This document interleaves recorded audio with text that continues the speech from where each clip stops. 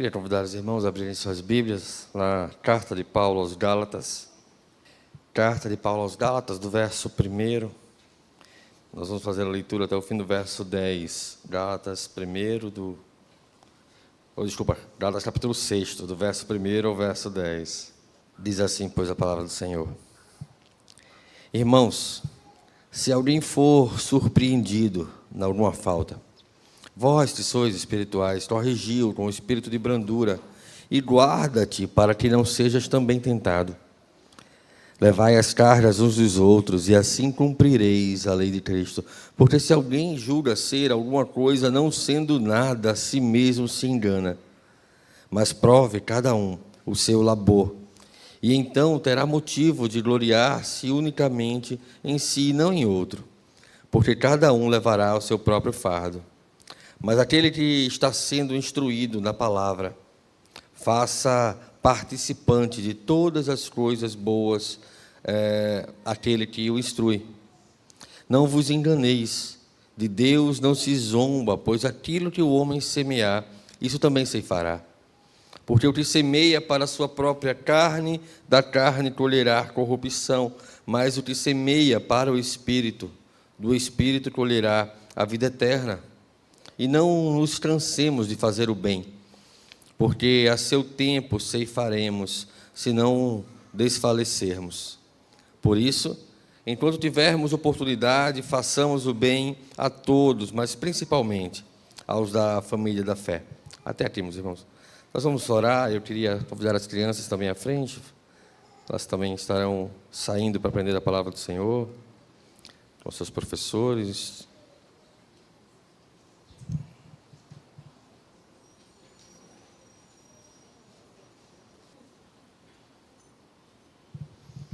Vamos orar?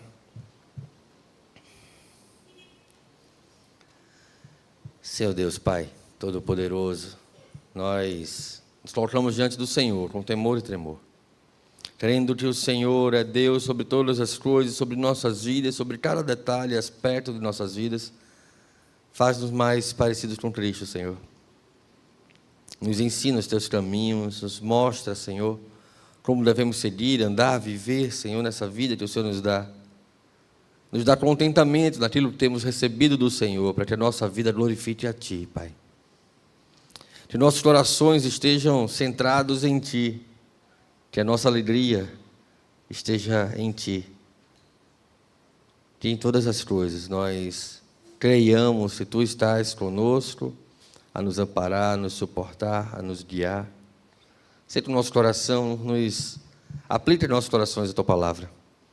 Instrui, Senhor, cada criança dessa, nos seus professores, que eles possam ser instrumentos Teus, Senhor, na vida e sobre o coração de cada uma delas.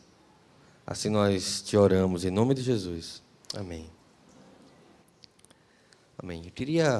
Nós lemos os 10 primeiros versos, e eu queria poder trazer principalmente a nossa reflexão. A mensagem está centrada nos versos 7 e 8, que fala sobre a semeadura, que fala sobre aquilo que o homem semeia e também sobre aquilo que ele planta, ou que ele colhe, na verdade. Havia uma lei judaica que era conhecida do povo de Deus. Em Levíticos capítulo 19, o texto vai dizer: quando também cegares a messe da tua terra, o canto do teu campo não cegarás totalmente, nem as espigas caídas colherás da tua messe. E outras leis sobre semeadura, capítulo 23 de Levíticos, fala aos teus filhos de Israel e diz-lhes: quando entrardes na terra que eu vos dou, e cegardes a sua messe, trareis um molho das primícias da vossa messe ao sacerdote. Este moverá o molho perante o Senhor, para que sejas aceitos.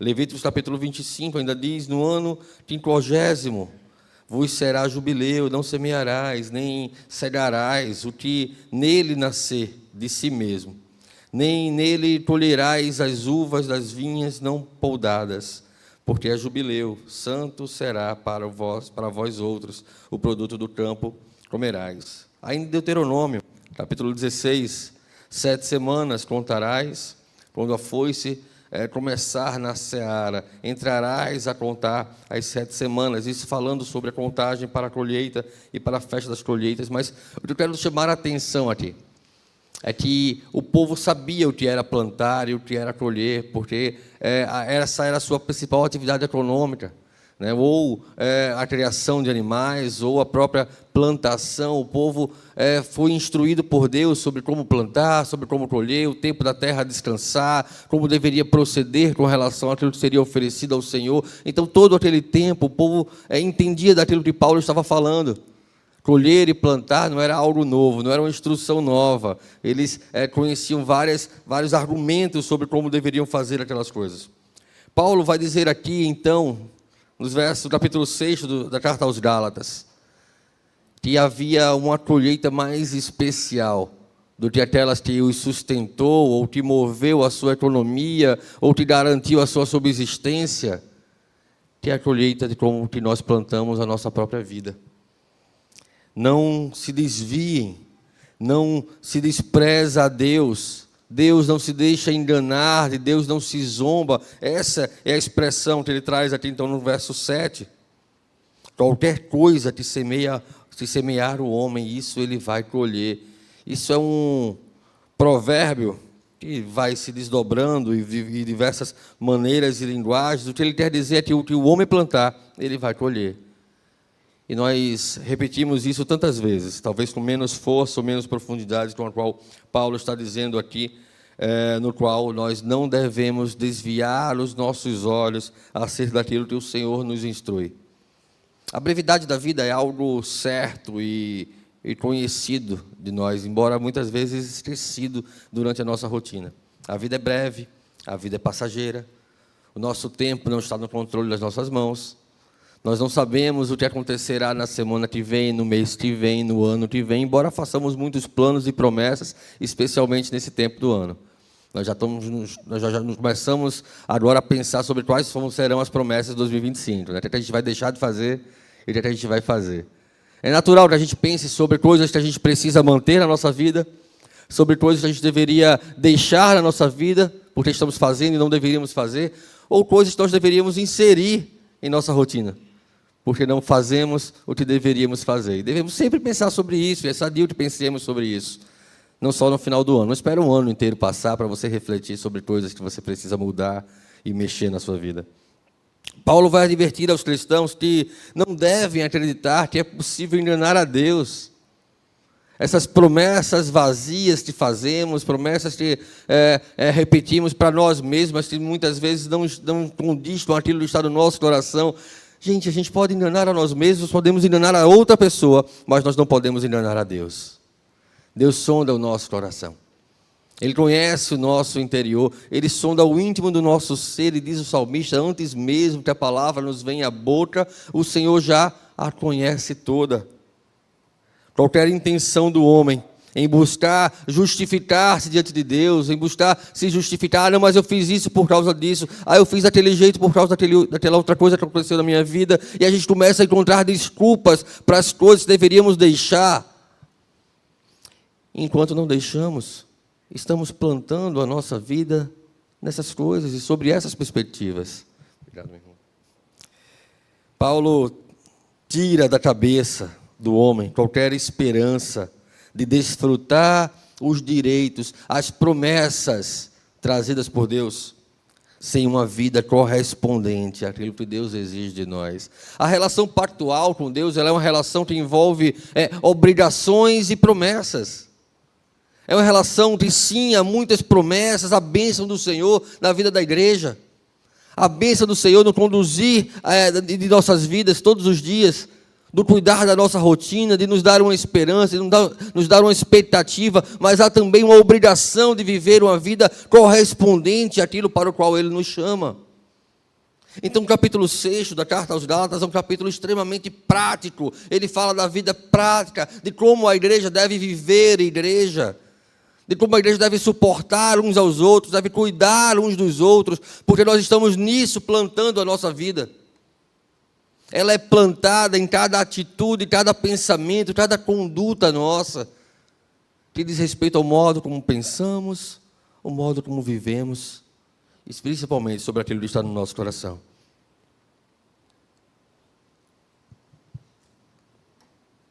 Haverá um tempo em que colheremos aquilo que estamos plantando. Para prevenir o engano, Paulo então vai apresentar uma regra: tudo o que o homem semear, isso também ceifará. Tudo que plantar, ele vai colher. E viveremos as consequências, prestaremos contas de tudo o que fizermos nessa vida. Como um agricultor colhe aquilo que semeou, nós colhemos exatamente o tipo de semente, ou principalmente em que terreno estamos plantando a nossa vida. Esse é um princípio, uma regra de coerência. Não podemos acreditar que vamos viver uma vida distante do Senhor, uma vida segundo os desejos do nosso coração, buscando os meus sonhos, meus planos mais do que é o próprio Deus, e esperar que nisso eu vou ter uma vida prazerosa de contentamento no Senhor. Não, porque o meu coração está sendo distanciado do Senhor pela minha própria conduta, pelos meus próprios desejos. Então eu não posso esperar uma vida em que a segurança guardará, a paz de Deus guardará o meu coração. Sabe o que vai acontecer? Nós vamos andar ansiosos, nós vamos andar impacientes, porque parece que Deus não está fazendo o que deveria fazer, quando na verdade sou eu que estou buscando a minha própria vida longe do Senhor, segundo a inclinação e dureza do meu coração. O livro dos Juízes vai falar que o povo se desviou do Senhor. Cada um fazia segundo o seu coração, vivia segundo o seu coração, e o povo se distanciou do Senhor. Não havia rei sobre Israel, não havia quem lhe governasse, não havia quem lhe dirigisse. O povo não estava buscando o Senhor, e então Deus os afligiu. O livro dos Juízes, ele dá até uma depressão, porque se em Josué você sai entrando e vencendo, entrando na terra prometida e conquistando, de Juízes a gente vai perdendo, os filisteus vão avançando, os amorreus, a gente vai vendo todo o povo de Deus sendo afligido ali, até que vem então Saul, conquista um pedaço, Davi conquista outro, Salomão um pouco mais. Meus irmãos, nós vamos sempre colher aquilo que nós plantamos, e muitas vezes colheremos disciplina do Senhor por causa de condutas que nós temos que não correspondem àquilo que a palavra do Senhor nos instrui, que não corresponde àquilo que o Senhor nos tem dirigido na sua santa palavra. Quando lemos a palavra do Senhor, é a boca do Senhor que está falando nos nossos corações.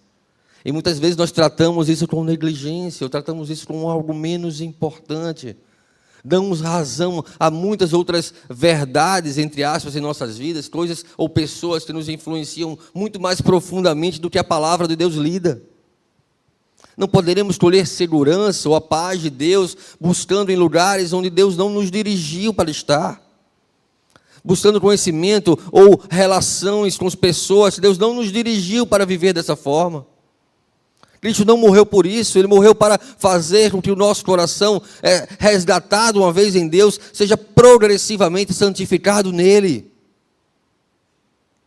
Esses são os treinos pelos quais Cristo morreu, aqueles que o Senhor chamou antes da fundação do mundo e os tem santificado. É estar no caminho, preservar-se no caminho, seguir nos caminhos do Senhor, plantar a sua vida não nos rudimentos desse mundo, como se tudo que nós temos esteja palpável diante de nós, seja tangível, seja visto por nós. Quando o nosso maior tesouro, ele não é tangível, ele não é palpável, ele não está às nossas vistas, mas está no nosso coração, e foi colocado lá pelo Espírito Santo do Senhor. É sobre essa perspectiva de vida eterna que devemos colocar o nosso coração, a nossa vida, os nossos pensamentos. Paulo vai dizer aos Filipenses: olha só, seja isso, sejam coisas boas, seja aquilo que é louvável, que ocupe os vossos pensamentos. Não a ansiedade, não as angústias, não as preocupações. Cristo vai dizer que são os ímpios que se preocupam com essas coisas, porque Deus tem cuidado dos nossos dias. Mas não vamos encontrar satisfação em Deus se não buscarmos no Senhor a nossa segurança. Não vamos encontrar contentamento em Deus se não buscarmos no Senhor o pão de cada dia, a provisão diária, a bênção do Senhor, a resolução nos meios e nos moldes do Senhor, para que o nosso coração e as nossas circunstâncias sejam tratadas. E muitas vezes Deus não vai nos tirar das circunstâncias, mas vai nos tratar em meio a elas. Aquilo que vamos chamar de providências amargas do Senhor. Situações difíceis em nossas vidas, que na verdade é Deus tratando com o nosso coração. E aí o que vamos fazer da nossa vida? Vamos continuar vivendo os nossos dias como se Deus não existisse, alienados acerca do Senhor. Vamos obscurecer o nosso entendimento e entregar os nossos corpos, o nosso coração, os nossos pensamentos, às coisas desse mundo, como se não houvesse outra esperança para nós.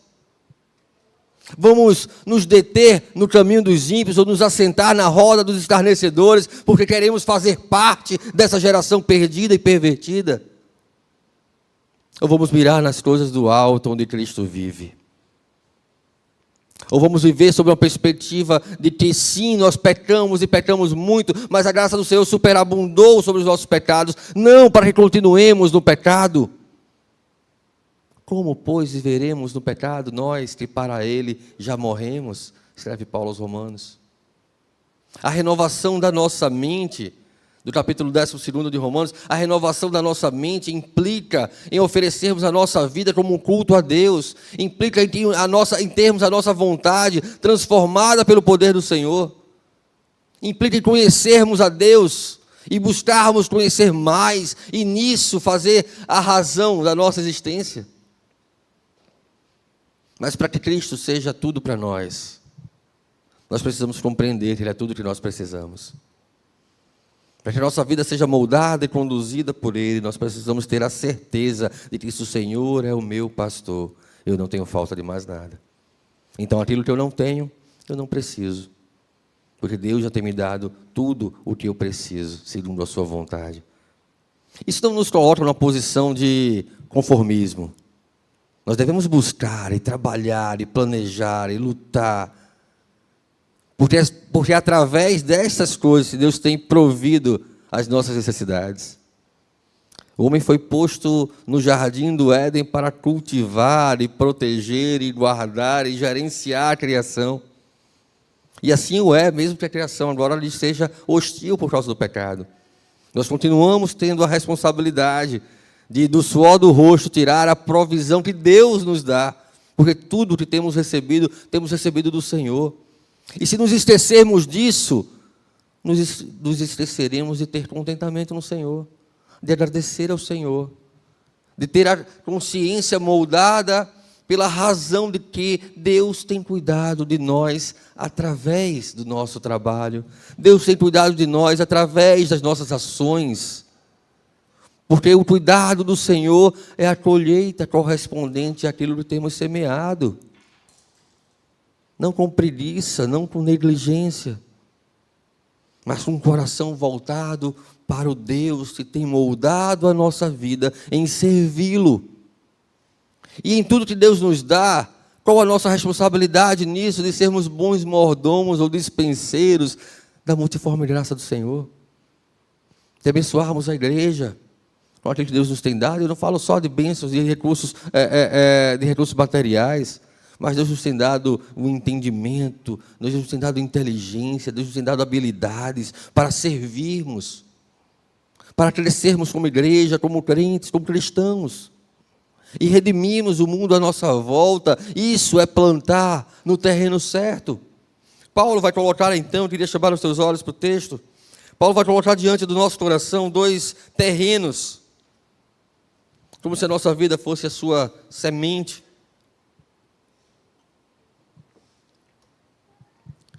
No verso 8 ele vai dizer, olha, não vos enganeis, de Deus não se zomba, Deus não se deixa escarnecer, não dá para se desviar e achar que vai se esconder do Senhor, pois aquilo que o homem plantar, aquilo que o homem semear, isso também ceifará. Então no verso 8, ele diz, porque o que semeia para a sua própria carne, da carne colherá corrupção, ou em outras traduções, colherá destruição. Mas o que semeia para o Espírito, do Espírito colherá a vida eterna. Há dois fins, há duas colheitas a serem tiradas daquele lugar onde nós estamos colocando a semente da nossa vida. Nós podemos colher a destruição vivendo para a carne, vivendo para os nossos próprios desejos, ou podemos colher a vida eterna, A morte é algo que passaremos, se Cristo não voltar, passaremos. Mas para onde vamos é a colheita correspondente àquilo no qual o nosso coração foi plantado. É Cristo que nos habilita a plantar a nossa vida no Espírito. Mas se isso tem implicações eternas, isso também tem implicações circunstanciais. O que fazemos em nossas vidas, enquanto estamos aqui, trará uma colheita correspondente. Como temos plantado nossos dias, como temos plantado a nossa rotina, o que tem sido a nossa prioridade, o que tem, de fato, enchido o nosso coração de alegria. Temos feito para Deus? Será que, pela renovação da nossa mente, temos oferecido para Deus a nossa vida como um culto racional diante do Senhor? Ou temos andado perdido, buscando satisfazer o nosso coração, segundo a inclinação dos nossos desejos, nossos sonhos ou planos, às vezes coisas boas, mas a gente deseja tanto que passa a desejar mais do que a própria vontade de Deus. E aí eu não oro mais para conhecer a vontade do Senhor, para ler a Bíblia e entender a vontade do Senhor, mas eu oro para que Deus faça a minha vontade, porque eu quero tanto aquilo que se tornou um ídolo no meu coração. Isso é plantar na carne. Isso é colher destruição, corrupção, desvio do Senhor. Mas quando buscamos o coração do Senhor, quando nos alegramos nele, quando temos contentamento e buscamos servir ao Senhor, edificar a igreja, viver como cristãos que, de fato, participa, atua, age como sal e luz em meio a uma geração perdida e pervertida, nisso estamos plantando no Espírito e Deus nos sustentará. A paz de Deus que excede todo o entendimento guardará o nosso coração e a nossa mente. Ele será para nós como a sombra à nossa direita, o socorro bem presente e todas as outras promessas que Deus nos traz na sua palavra serão desfrutadas quando plantarmos a nossa vida no Espírito, porque Ele nos conduzirá à vida eterna. Meus irmãos, minha exortação nessa manhã, nessa breve reflexão, é que possamos refletir sobre nossas vidas, que possamos refletir sobre nossa rotina, não só a nossa adoração dominical, mas nossa adoração ao longo de toda a semana, do que tem ocupado os nossos pensamentos. Serão as preocupações do dia? Serão as tarefas e tarefas?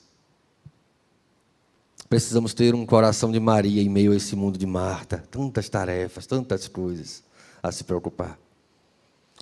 Quando precisamos estar aos pés de Cristo.